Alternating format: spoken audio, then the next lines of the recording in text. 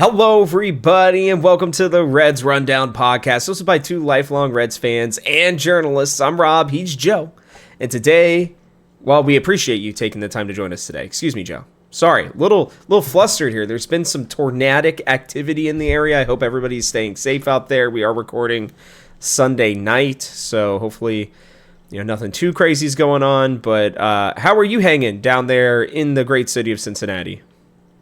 Been sirens going off and on, but that's all right. I'm glad they got the game in today. And yeah, I think recording Sunday night is, not always in our schedule, but when we can do it, it's always enjoyable because we can actually talk about it and get the next podcast up as fast as possible for everyone. So definitely happy to do that. And, obviously all the other sports are almost over now. College basketball just had their Elite Eight, so not much else going on besides baseball.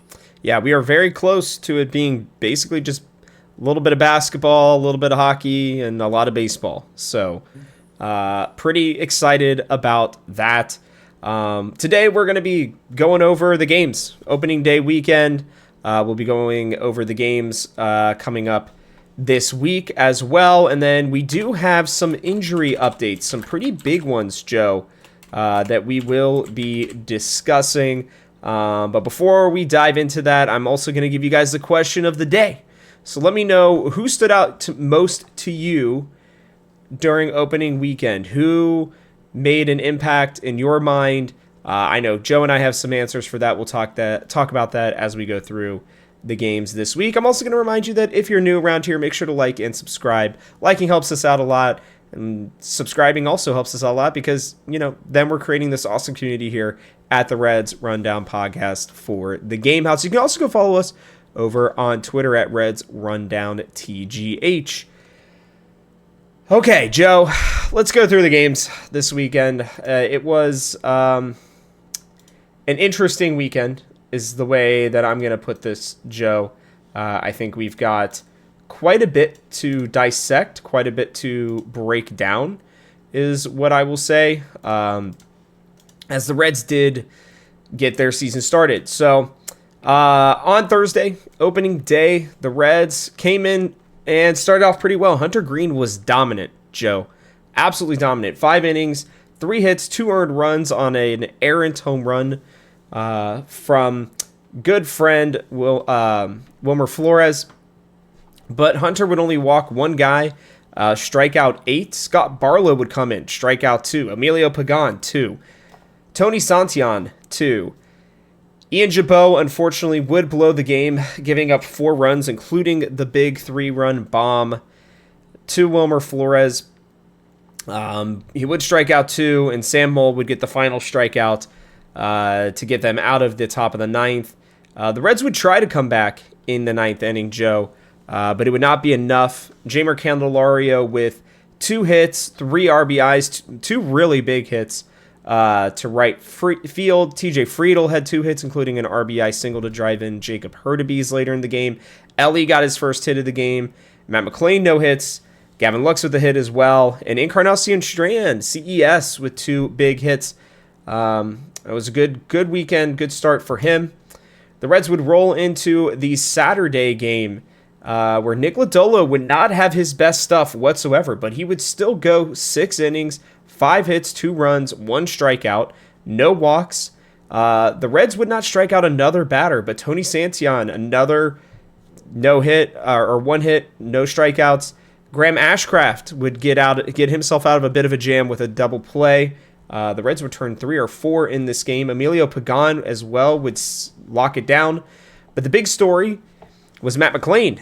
First hit since coming back was a home run to left center field.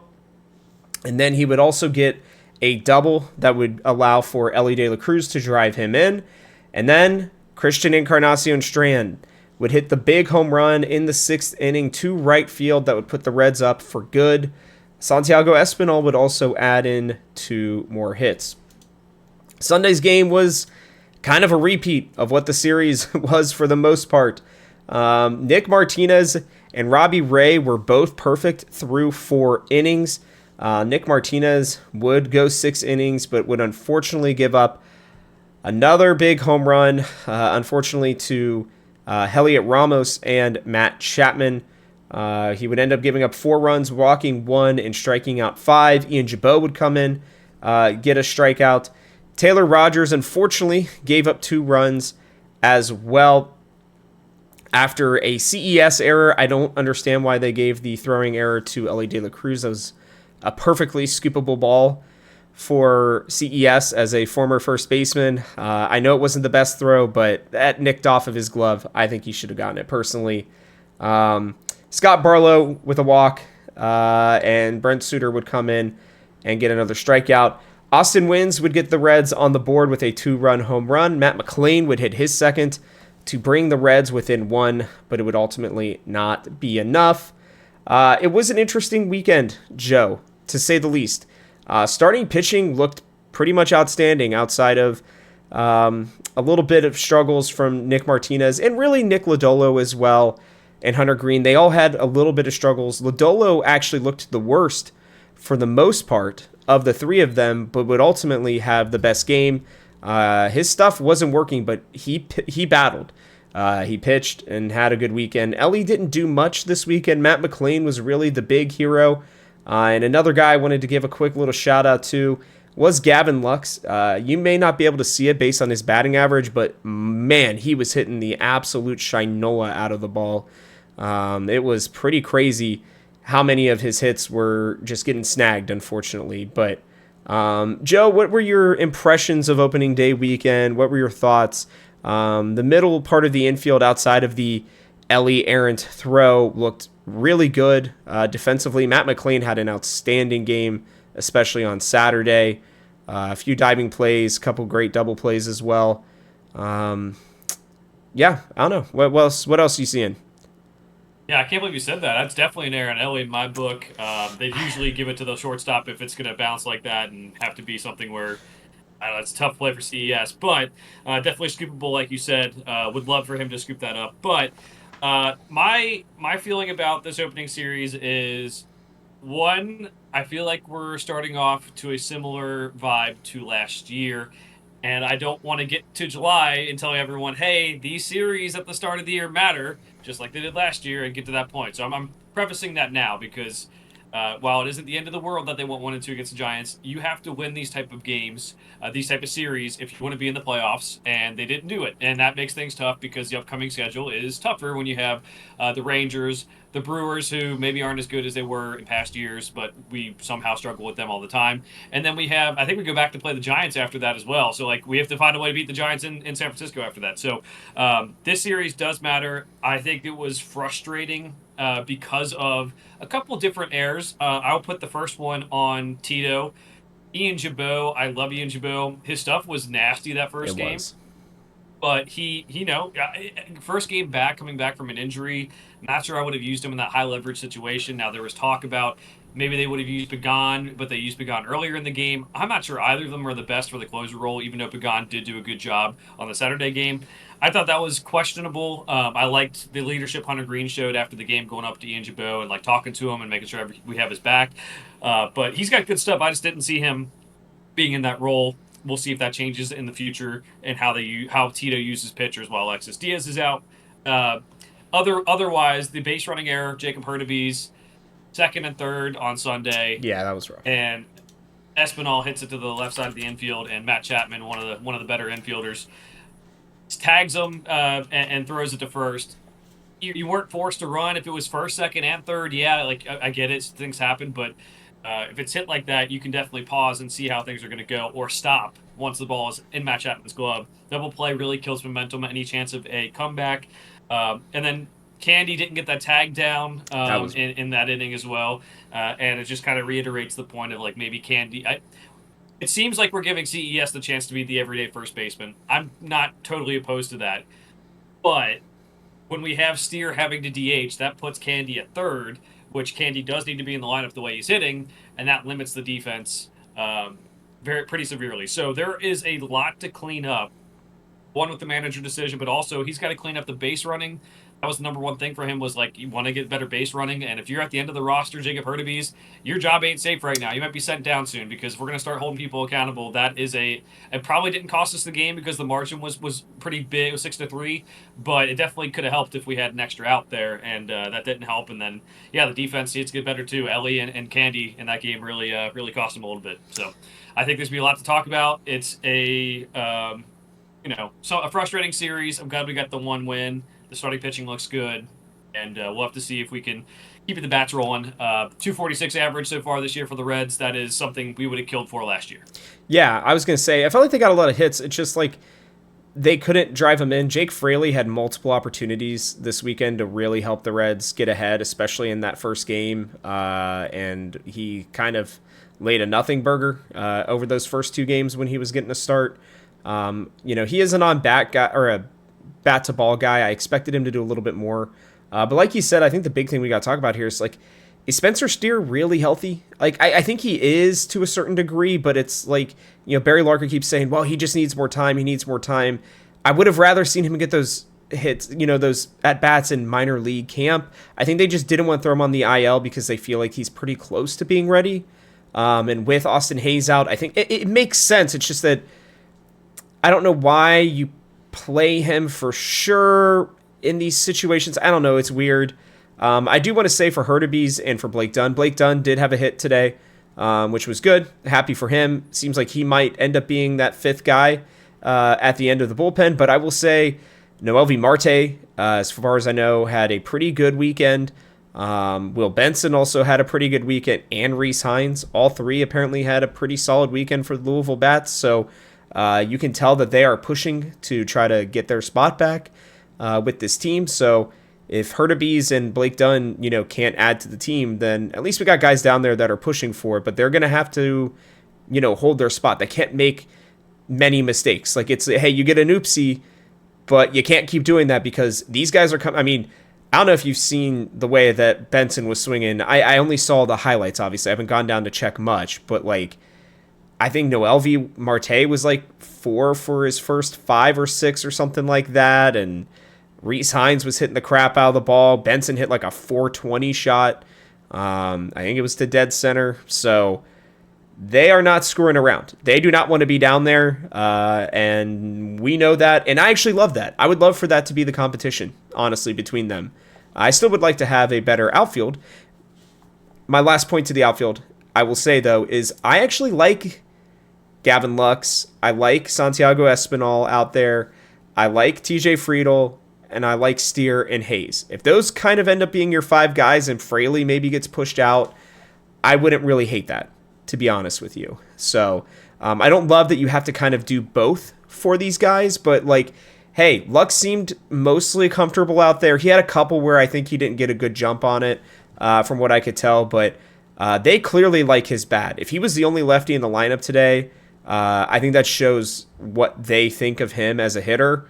And I didn't realize, they said on the broadcast show, I don't know if you knew this either, but you probably did. But apparently he was one of the 10 best hitters through the second half of the season last year, in terms of just like overall stats. So pretty crazy. And like I said, I want to give him his flowers because it feels like he really didn't get much love, but he hit the crap out of the ball almost every single time he came up to bat. They just didn't fall in. So like that, dude, he almost hit that home run today. If there was not a wind wall in front of right field, that ball was scorched.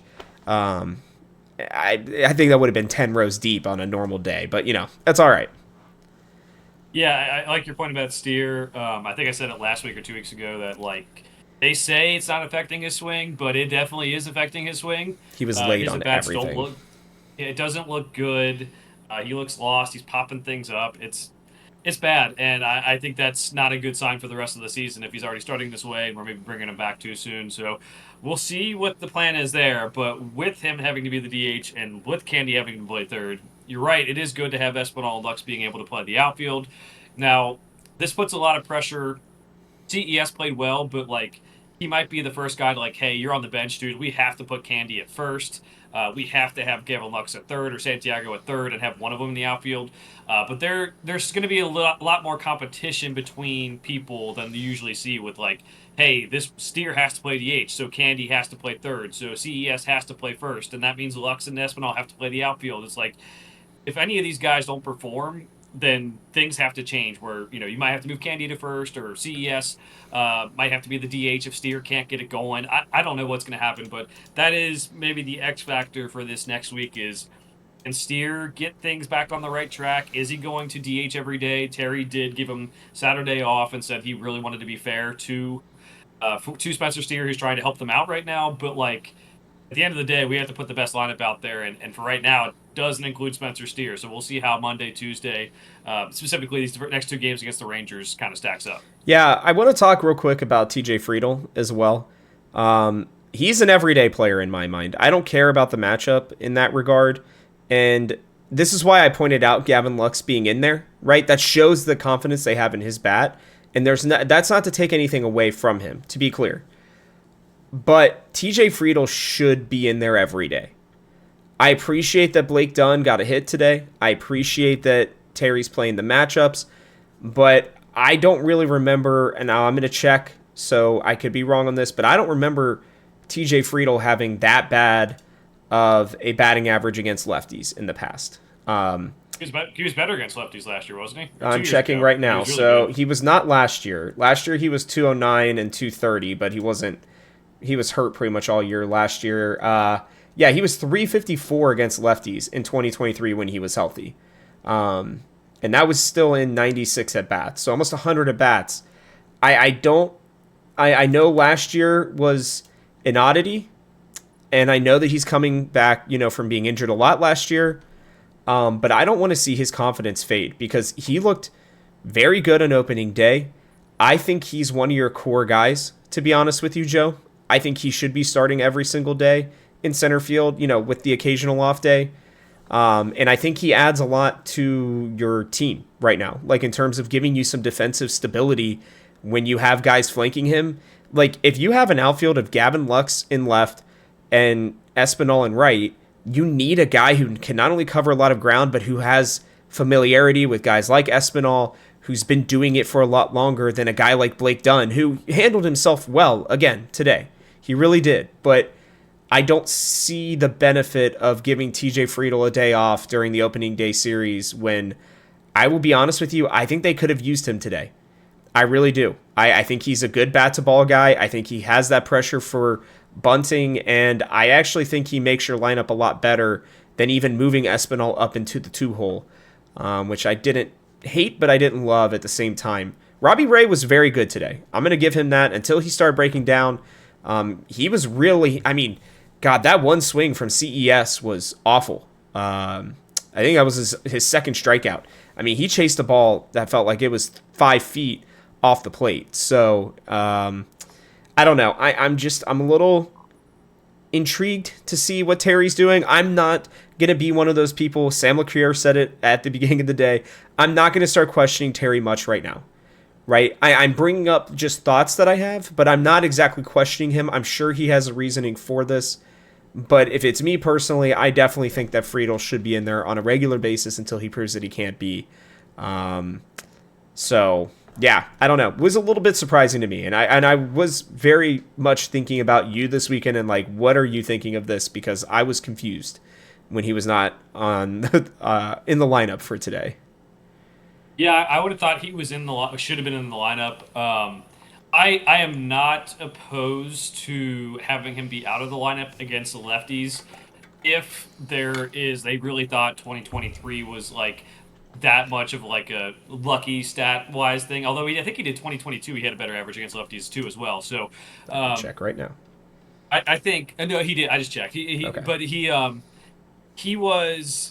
he is a guy who had the one big year in 2023, and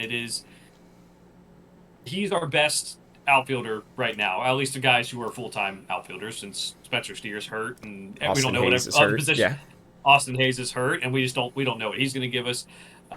There is a chance where he is not as good as we think he is, and that is because he has 1 year under his belt that was great, and a couple others that were they're fine. Look, for especially for a young player, they're fine. But that's what we got to get to the bottom of is like, is he going to be this guy who can play every day? I think he can. I think he should be in against lefties. There is a world where we're at the trade deadline and we're like, maybe it's Austin Hayes is doing great, but like, please give us another outfielder because this like Friedel's not playing well, Fraley's not playing well, and we're that desperate, you know. So I could see a world where that's the case. I'm with you. I'm not going to criticize Tito too much on the opening weekend. There were definitely a couple of things where you're like, hey, he needs to clean that up with the base running and the defense, and then his own decision making with Ian Jabot. And this lineup, I don't think cost him the game, but they could have used him today for sure. I think he's mostly wanting to, in the opening series of the year, get a look at some of the young guys like Blake Dunn and see how they do. And we'll see how they go from here. I think, the first couple of weeks, I think it's good to be, unless it's a terrible, they're two Can't do wins 3 in and the first 22. 2 weeks. Yeah, unless there's that again. But that's the only way I'll really jump in and criticize is if we're severely under 5, if we're 3 and 10, or if we're 2 and 8. Like then it's time to like, okay, what's going on here? Which they might be. It's a tough schedule coming up, but you're right. It's something to note of like, hey, he did not play Friedel against lefties this time. Let's see what he does the next time we face a lefty. Yeah, and it'll be interesting. I mean, the Reds didn't put up more than 4 runs this weekend. 3. Feels like 3 was kind of their plateau. I personally think this pitching staff is good enough to where if they can score 5 a game, 4.5 to 5, 4 to 5, so 4.5 ish. I think that they'll win a lot more games. Truly, I think they'll win a pretty good amount of games, to be honest with you. So, again, yes, I understand that the bullpen technically blew 2 of these games. I think Ian Jabot, I think they had like some sort of stat where it was like who was the nastiest pitchers from like the opening day games and whatnot. And Hunter Green was number 1 and Jabot was like in the top 5 or something like that. So he did look disgusting. He left one ball over the middle. That's really what it was. He didn't have great control necessarily, but I think he normally is going to get himself out of that situation. And it shows you we were like unsure if Jabot was going to even be on the roster, to be honest with you. But it seems like Terry Francona was convinced this guy is for sure on the team. So I think that's good. He's learning. The one thing I will say that it feels like from everything Tito is saying, everything that I think the media is hearing from him and saying that they're hearing even on the, inside, I would say, not the outside, obviously, is that he just kind of takes time to learn guys. And once he does, he really starts to kind of get a grasp on what they need during these games, right?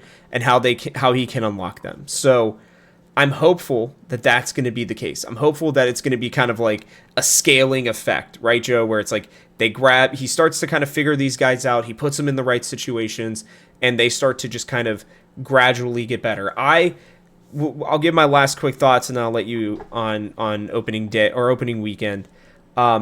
There's promise with this team, without a doubt. I think that I'm not anywhere near like, oh boy, it's going to be another season like last year. I think with McLain back, I think if you can get, a healthy Austin Hayes, a healthy Tyler Stevenson, we'll talk about both of them here in a minute.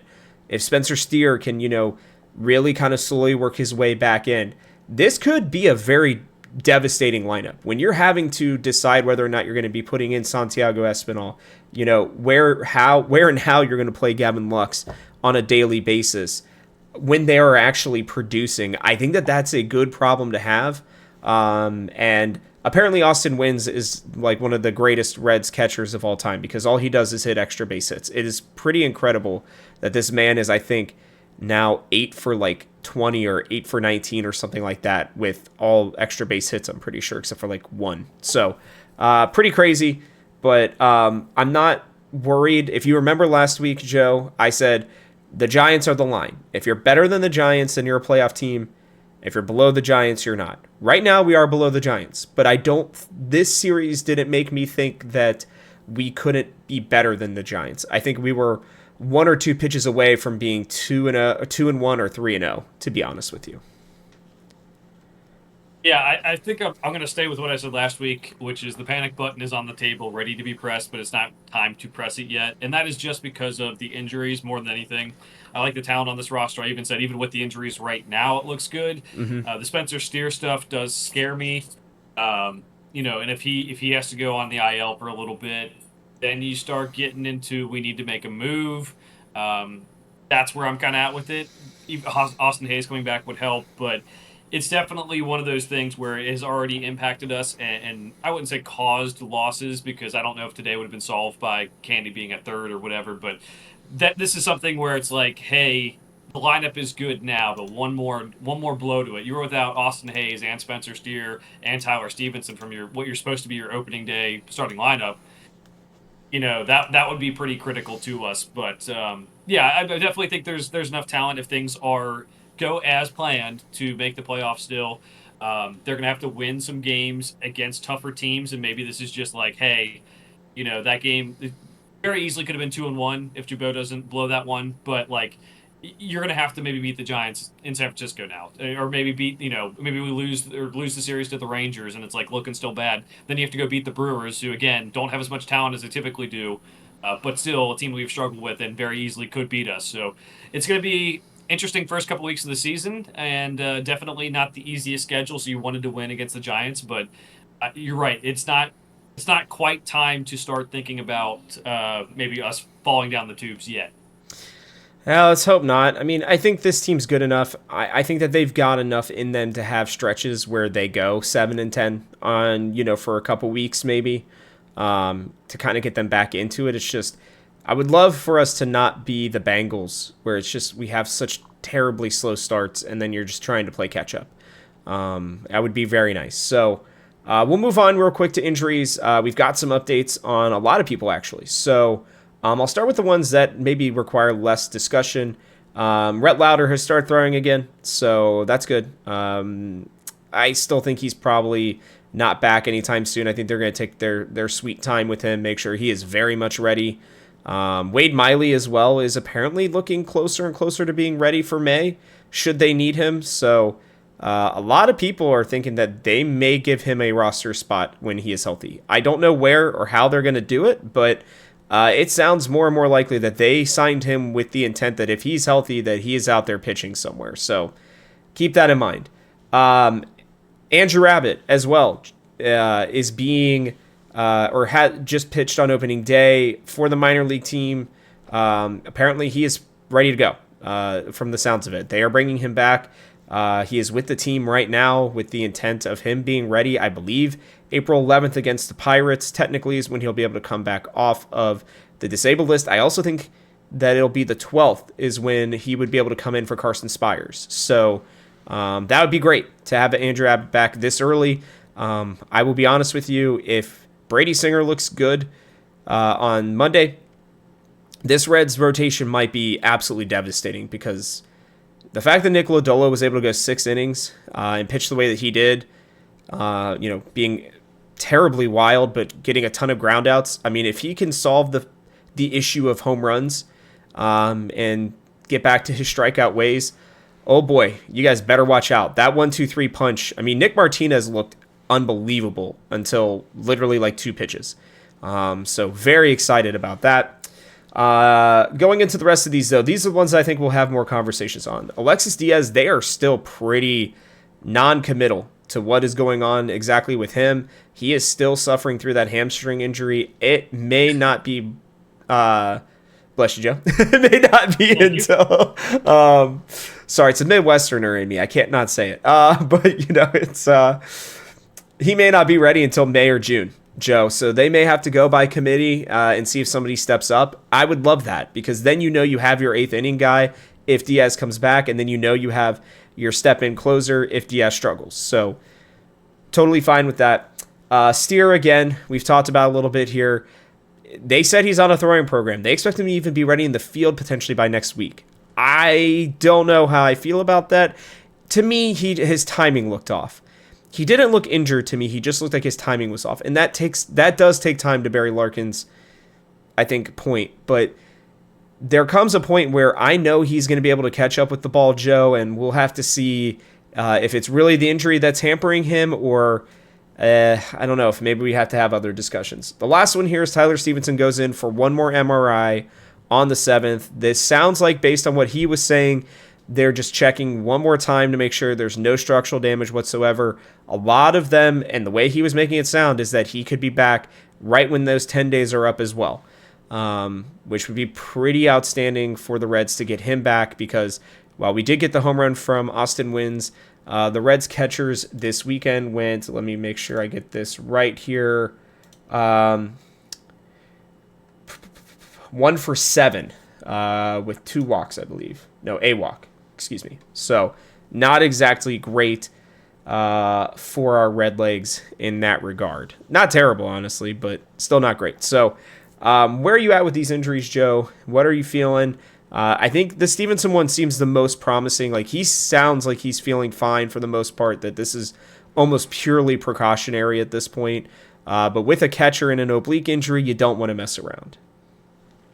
Right. It's I would say the Diaz one sounds like the most impactful. Everyone else is at least expected to be back.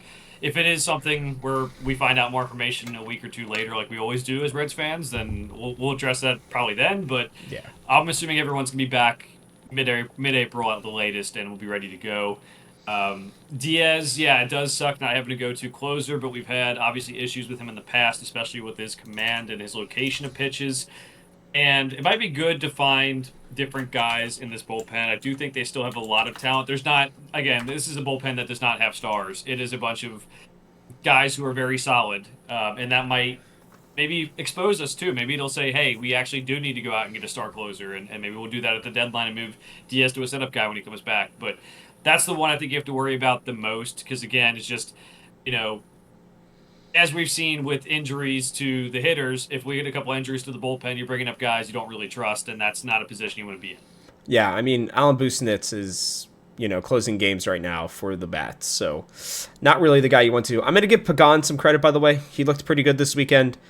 He looked much better than he had. His breaking ball that he calls a cutter that really looks like a slider to me, because of just how much it moves, looked really good, to be honest with you, and it was really cool. He gave the game ball on Saturday to Tito.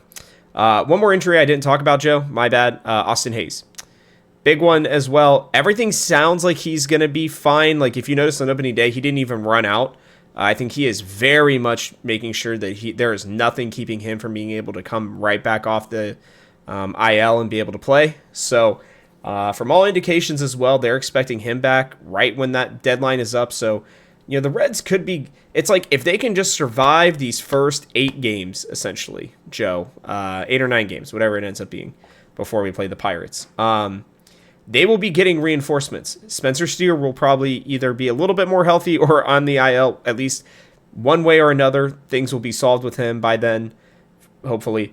You'll be getting Tyler Stevenson, you'll be getting Andrew Abbott, and you'll be getting Austin Hayes back pretty much all at the same time. So it's like, it's basically just keep the ship treading water until you can get these guys back, and then you get reinforcements for the rest of hopefully the year. So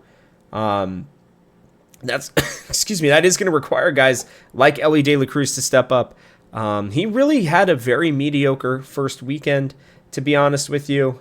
He wasn't bad necessarily. He just, he didn't do what I was expecting. He had a great first game. Obviously, he didn't chase any pitches in that first game. That Justin Verlander curveball was wild, to be honest with you, on his first strikeout there. That was a pretty great pitch from a savvy veteran, but we are hopeful that these injuries will not cost them too much. Let's head into it.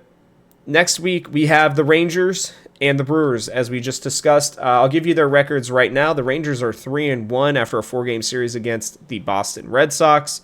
The Red Sox are an interesting team. I don't know how good they're going to be, Joe. Rafael Devers set a record, I believe. It was 10 strikeouts in his first 3 games. So it kind of shows you, what the Red Sox are dealing with. That's not to take anything away from the Rangers. They did have a good series. Adolis Garcia, had 2 home runs. Jonah Heim with 2 as well. Wyatt Langford with his first home run. Most of their big players all had a pretty good weekend series. Most of them got at least a few hits. Their pitchers looked solid. The Reds will be sending out Brady Singer against Kumar Rocker. Carson Spires versus Nathan Eovaldi. And then It will be Jack Leiter versus Hunter Green this weekend, Joe. Just to give you guys a quick little update here, Jack Leiter went 5 innings, 5 hits, and a run, 4 strikeouts in his first outing. Evaldi had 3 hits, 2 earned runs, including a home run, but 9 strikeouts in his first game. And then I do not believe, that was it. So we have not seen Kumar Rocker yet this year. We'll get our first look at Brady Singer. Joe, how are you feeling about this series? Top series. Obviously won the World Series a couple years ago. There's still a lot of players from that team there. This is a series where we'll have to see if we can get some wins early, specifically with that Kumar Rocker. He is not the most polished pitcher yet. He is a guy who was drafted pretty early and then took a little bit while longer to get to the pros than maybe you would usually see from top prospects. He was very, very good in college. So maybe getting that win for early might help, and then maybe we can win that last game of the series with Hunter Green going against Jack Leiter, which is a good matchup of some of the younger pitchers in the sport right now. This is a lineup that has potential, but I think it's mostly a couple guys, right? Like, there's the Corey Seager, there's Adolis Garcia, but I think the one to watch out for in this ballpark, and we've seen it before, Jock Peterson. That left-handed swing in this ballpark could be very dangerous. So there might be times where we might need to take some walks instead of pitching over the plate. Peterson, I'm really scared about what he could do. We saw him in the home run derby against Todd Frazier all those years ago, but I think he's the new DH there, and it's gonna be hard if you can't get through the top half of that lineup. It's gonna be really hard to win this series. So watching out for that with Garcia, Seager, Peterson. I mean, it's gonna be tough. Yeah, there's no doubt about it. The one good thing is that they do have a few lefties. So the 3 lefties that we have in the pen, I think, will be very helpful. Now, the sad thing is we're not sending up our lefties whatsoever. Obviously, we only have one right now with Lodolo, but he will not be pitching in this series. So a little bit unfortunate there. But like you said, I think all of their pitchers, I think we match up pretty well other than the Evaldi Spires game, to be honest with you. I do think Brady Singer can be that guy. He may give up 2 or 3 runs in this game, but I think Kumar Rocker, like you said, he has struggled to kind of get to the big leagues. I don't remember if he was the one who got drafted and then didn't end up going with his team or something like that. I might be thinking of Mark Apple as well, but I feel like something happened with Kumar Rocker as well, where he had kind of like a weird way to get to the major leagues as well. I don't think he would normally be here, but there have been injuries with their pitching staff as well. So it'll be interesting to see there. I do think it's going to be important for us to kind of hold, like you said, the big guys. For me, Corey Seager is the one that I'm going to be watching, Joe. He had a pretty quiet first series, and he's a very, very good player. I don't think you're going to be able to keep him quiet for very long, to be honest with you. So they're going to need to make sure that they pitch carefully around him, in my mind. And I think, honestly, as well, the big one you're going to have to watch out for is young Wyatt Langford as well. I think he's really starting to kind of find himself. He had a solid rookie career, or rookie first year last year. I think he is poised to have a pretty big season this year. So you will have to watch out for him as well. But I think the Reds can match up pretty well against them, Joe. We are playing at home. We are going to be playing in some weird weather as well. I think there might even be a game that gets rained out, to be honest with you, in this series. So I'm hoping that it's going to be that second game, but I don't think the Reds would be against, if it is the Monday game, pushing back Singer to just pitch on Tuesday and taking Spires out of the rotation, to be honest with you. So that could even be a positive for us. But Joe, I'm going to try to stay positive. I'm going to pick 2-1 for the Reds in this one. I do think that these guys can hit for sure, but I think, Brady Singer is, I think, he's a professional. I think he's going to be able to get it done. I know they're all professionals, but he's a professional's professional, if you get what I'm saying. And I think he's going to be able to keep them in games. That kind of seems to be his specialty. So I'm just going to hope the nerves don't get to him too much in his first game as a Red, and he'll be able to go out there and keep the ball in the ballpark, and I think he should be okay. And then I really do think Hunter Green, man, I mean, good Lord, he was so dominant If he had just thrown one slider, I think to Flores there, or to Ramos. It was Ramos, I think, that was it Flores or Ramos? One of the two of them got the big home run against him. I think that he probably could have been out of that game with no runs given up, and I think the Reds win it, honestly. So something that he's got to learn is that it's okay to walk a guy if you just don't have your stuff. Just don't give up the big bang to him, right? You can't throw, doesn't matter what MLB hitter it is, but you can't throw 6 fastballs past them no matter how fast you're throwing. They will eventually time it and catch up. So, hopefully another learned experience there for him, and hopefully, these 2 wins can get us to 3-3, and we'll feel much better heading to Milwaukee for the weekend. Yeah, that's a good point. We did see some good growth from our young pitchers because Lodolo didn't have any command, and Hunter Green was saying that he didn't have anything besides his fastball, and he gutted it out and had a good performance too. Yep. It was not like one of those you put on the highlight reel for either of them, but they got the job done. That's what matters the most. I'm going to go 1-2 in this series, Rob. This is a star-studded roster, and maybe they're not quite as good as maybe their World Series year. But I think it's going to be a tough matchup, especially if Spires does have to pitch. I'm going to count that as a loss. He surprised me before, though, so I'll hold out a little bit of hope for him. But I'll say 1-2. Not the end of the world. It's a tough game, and I do think that having 3 righties going up against this left-handed power with Jock Peterson and Corey Seager could be tough. And I'm just going to have to hope that Singer can pitch around him and that Green can overpower him. That's my goal. Because I feel like once you get to the bullpen against this team, I think we actually have a pretty good matchup against them. So that's my hope for you Reds fans. And I do, by the way, my one other thing is I think Ellie's going to have a much better series as well. And you know him. He can carry a game or two in a series. So I'm hopeful that this will be that time for him. Then we have the Brew Crew. The Brew Crew got the absolute whatever 4-letter word you would like to use beat out of them in the Bronx. The Yankees put up 36 runs on them in 3 games, including a 20 spot in the second game of the year. Nestor Cortez looked pretty horrible in his first outing for the Brewers. Their bullpen was not much better. They did hit, though, Joe. I will give them credit. They didn't hit many home runs. Many of their big guys didn't, but they did have a lot of hits. Sal Frelick went 5 for his first 11. But some of their other big guys, Joey Ortiz, Christian Yelich, they both struggled pretty mildly. Not mildly, but pretty significantly. Rhys Hoskins as well apparently is not a starter anymore. I can't say that I expected that. They've got young guys for sure, but when you're relying on guys like Jake Bauers to try to keep you in games, it's just not necessarily the best. And like I said, their pitching was not very good. Freddie Peralta looked solid, and that was really about it.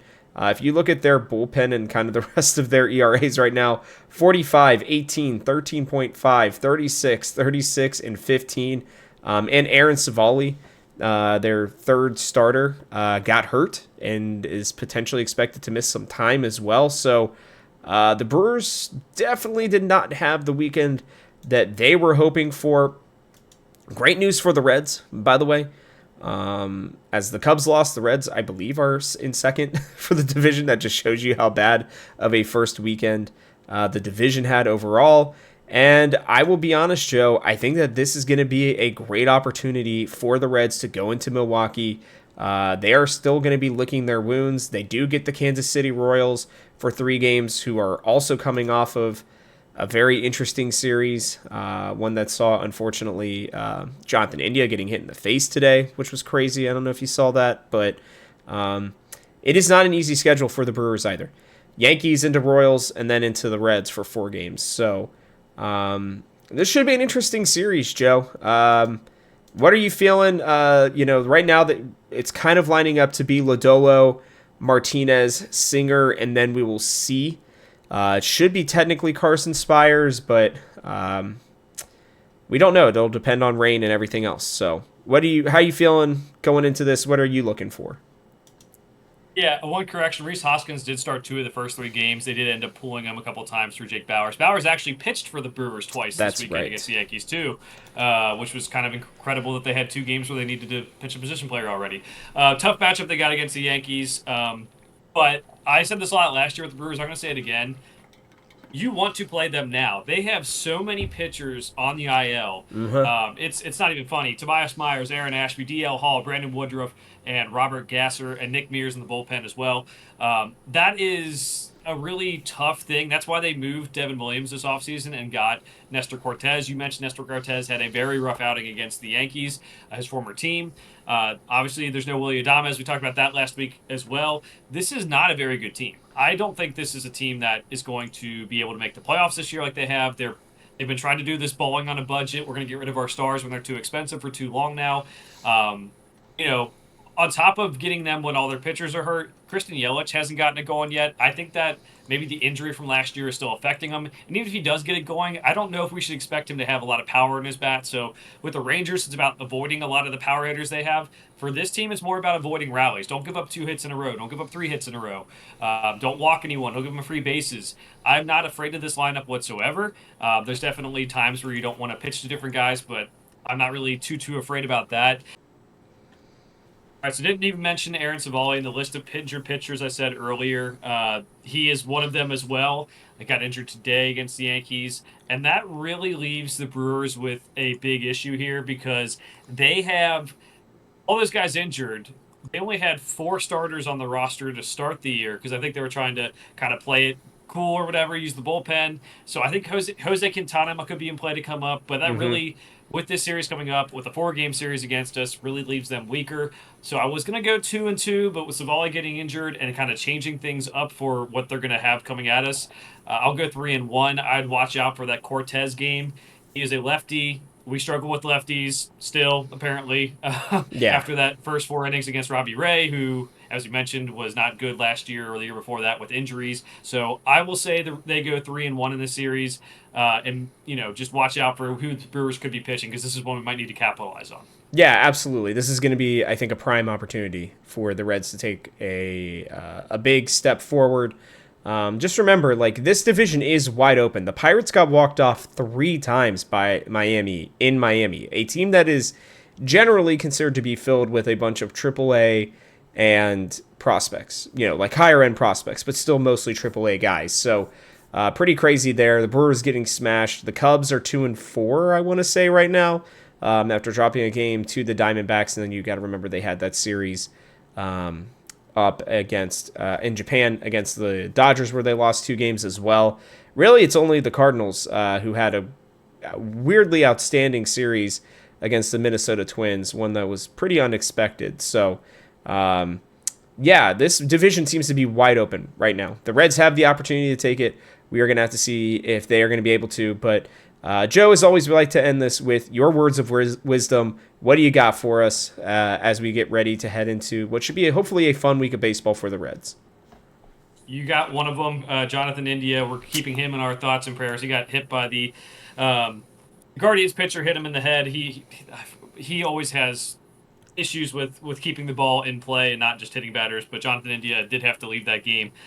So thoughts with him, and then also J.J. Hoover, former Reds reliever, opened up a card shop in Northern Kentucky. So that's exciting. I guess he's staying local with that.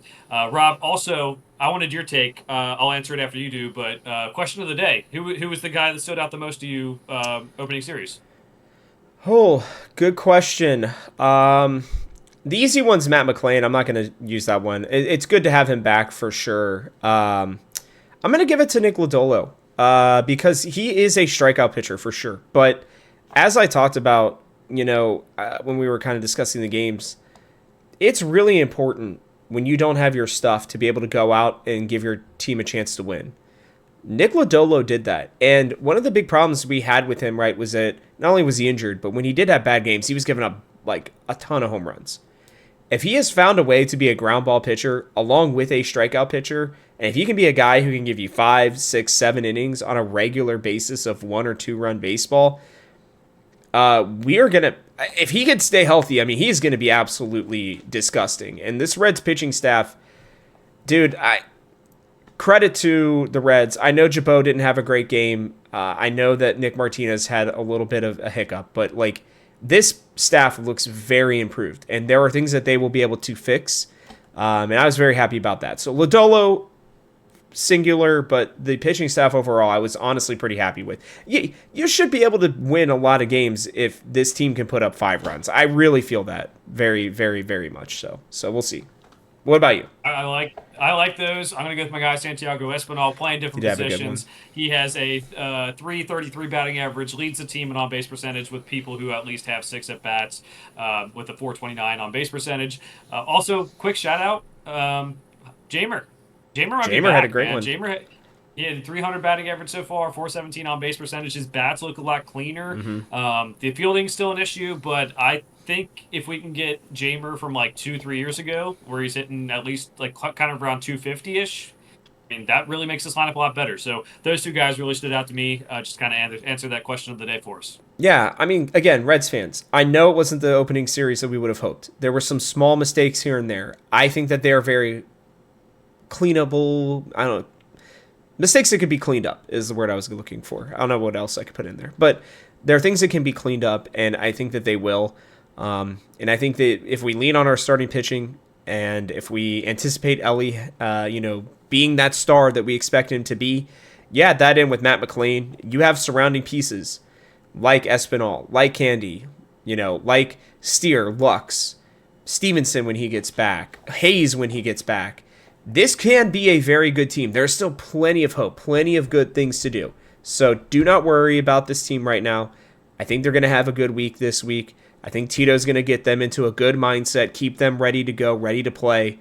And I think we're going to have a hopefully a very fun season. I'm ready to be hurt again, though, Joe, so we'll have to see. But, that is going to wrap it up for us on this one, guys. So with that, we'll catch you on the next one.